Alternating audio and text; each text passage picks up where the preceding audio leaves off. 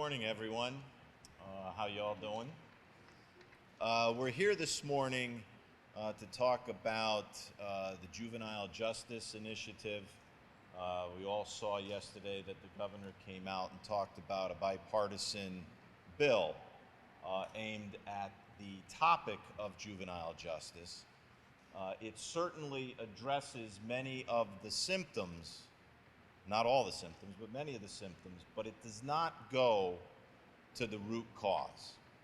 And I know at the outset of the legislative session, both myself and Representative Candelora came out with initiatives to look at how can we address the juvenile justice issues across our state of Connecticut.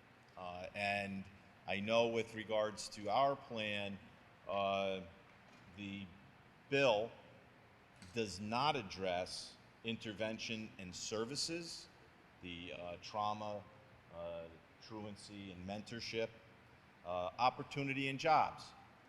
Justice reform and opportunity go hand in hand. A better economy would certainly do wonders for giving people an alternative to crime, and workforce development initiatives are critical. Safe housing is another issue. It was part of this bill. It was broken out. It's now in a housing bill, and while it's still, I'm going to say, alive on the calendar, that's critical to moving this issue forward. We need to find out who owners of property are and make sure that public housing is safe. Law enforcement recruitment and community relations, another issue, as well as support for our law enforcement personnel. These are issues that are so critical. We needed a holistic approach. What we're seeing and what is on before us, the agenda, or the calendar, is treating symptoms, but it's not going to go to the causes. And unless we address the cause of crime, it's going to continue. So with that, I will turn it over to my colleague. Yeah, I would just like to add, I think it's no time for us to spike the football.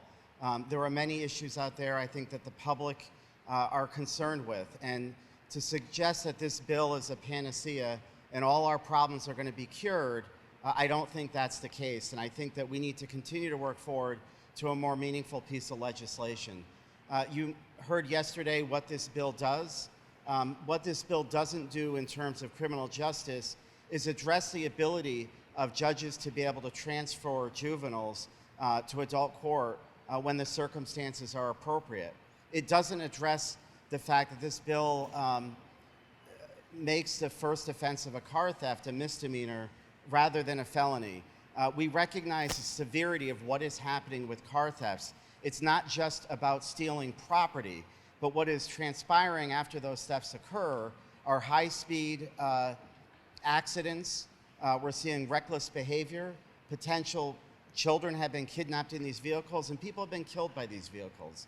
And so it's part of the conversation that we need to keep continuing to have.